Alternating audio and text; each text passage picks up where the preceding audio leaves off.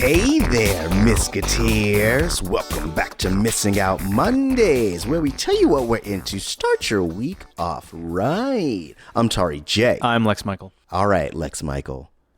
Have you seen Midsommar?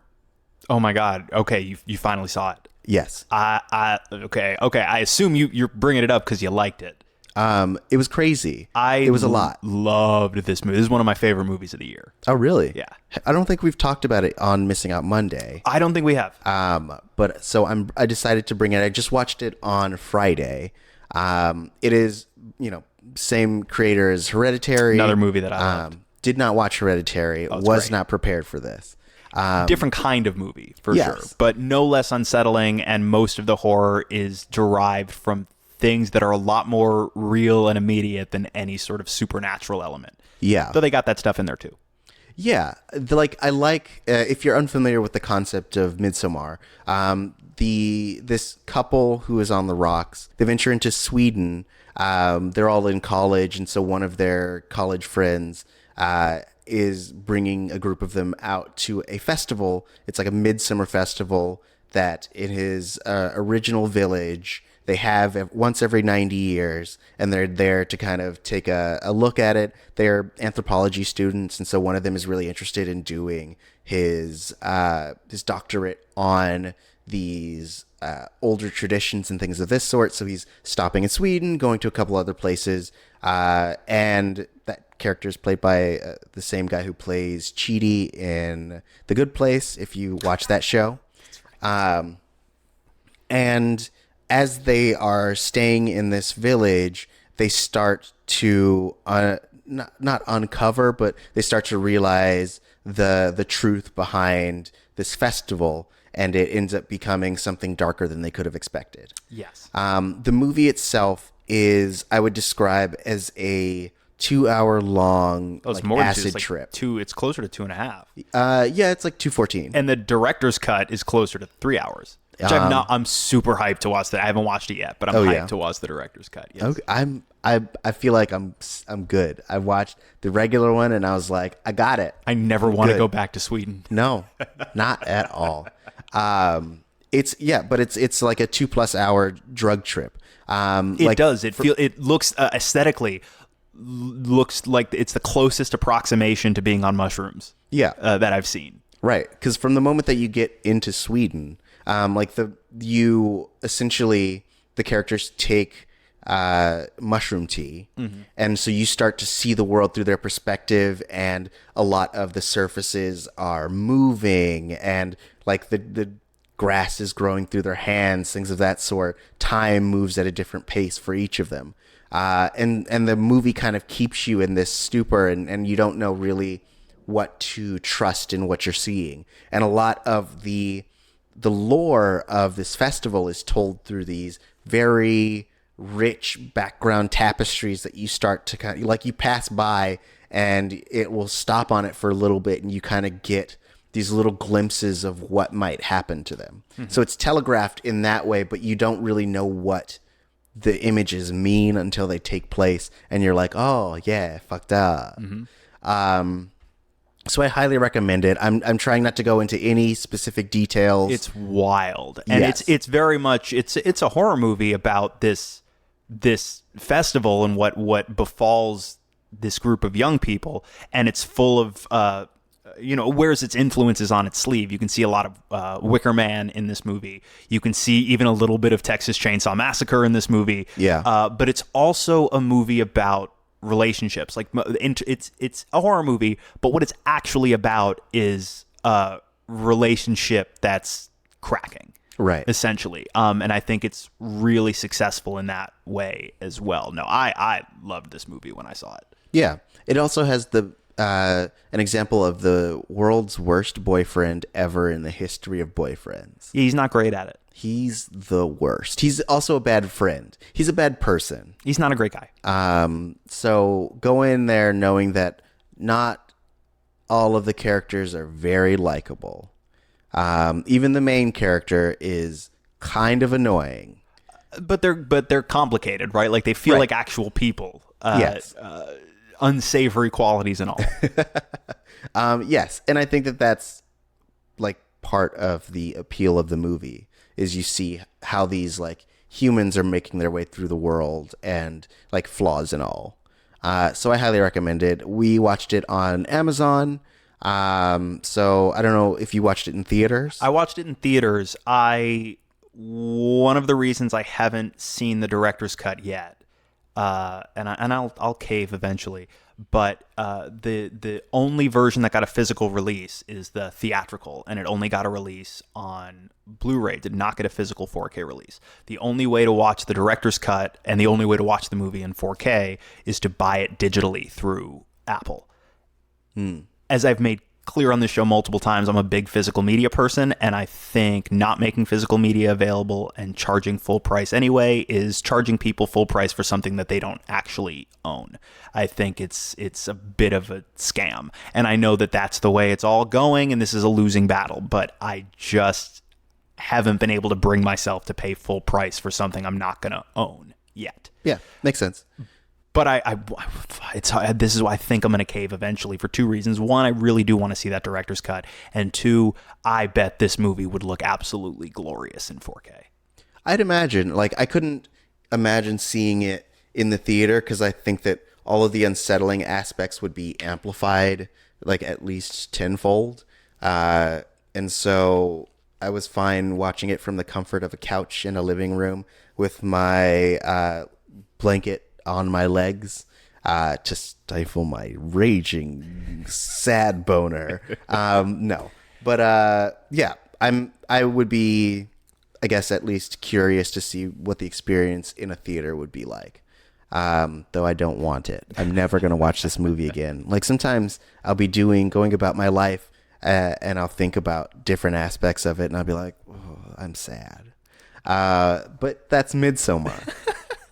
Lex, what are you into this week? Well, as I just mentioned and have mentioned many times before on this show, I am a big physical media guy. So anytime that there is a new fancy deluxe edition of a great movie on physical media from a company that really prioritizes a really excellent presentation, I get pretty excited. And I've talked about on this show how Criterion for a long time have sort of been the kings of that, but Shout Factory and Scream Factory have been doing it for stuff that isn't necessarily art house, but it can be more mainstream pop stuff or super niche cult stuff. And now I'm discovering, much like Shout and Scream Factory, Arrow Video is doing something very, very similar. They're taking a lot of sort of niche cult stuff and also some bigger movies that are part of sort of the tapestry of popular culture that aren't getting this kind of treatment from, say, a Criterion, who normally handles, like a foreign or art house stuff or classic cinema.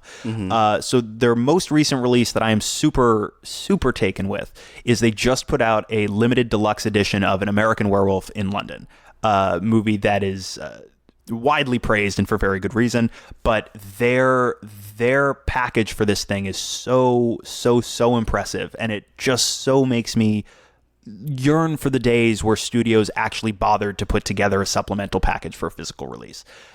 This edition has a really gorgeous hard slipcover with new art. Then it's got the Blu-ray inside, and it's got, like, their releases do. I talked about it. The Grand Duel. They put out the Grand Duel, which I talked about, their release on Missing Out Monday a few weeks ago. Yeah. Just like that one, like I assume all their releases, they have reversible artwork for their Blu-ray case. So on the one side, they have the same art that's on the outside of the package, and on the other side, they have the original vintage poster art. It comes with a poster that's folded up, a double-sided poster. So you've got, like, vintage poster art and newer poster art on the other side. You've got 6 reproductions of vintage lobby cards. You've got a booklet that's something like 60 pages that has some new writing on the movie, but you've also got some original reviews from the time the movie was released. You've also got an insane supplemental package on this disc. You've got 2 audio commentaries. You've got 2 feature-length documentaries, one about the making of the movie and one about the legacy of the Wolfman at Universal Pictures. You've got something like the better part of an hour and a half to 2 hours of new interview material. You've got some vintage behind the scenes stuff. You've got trailers, advertising, and you've also got the best audio and visual presentation of this movie that I have ever seen. I've never gotten to see American Werewolf in London in a theater. Yeah. I've just seen various home media versions of it. And this is easily the best presentation of this movie I've ever seen. And if you haven't checked this movie out at all, or if you haven't seen it in a while, this is in my opinion, the way, if you can, to experience this movie, because not only does it look and sound excellent, but this movie holds up. Be honest, I'm really surprised how well this movie holds up. It is scary. It is funny. Rick Baker's effects work won the very first Academy Award for Best Makeup. And while some of the sequences, the sort of puppeteering on the wolf while it's running, little dated. Still, the wolf itself looks really cool and frightening. Yeah. The sort of running stuff may be a little dated. The effects and the werewolf transformation sequences, it all holds up incredibly well. So I think it's an excellent movie. If you've never checked it out, definitely check it out. It's great. It's, John Landis movie, guy who did, Max Landis' dad.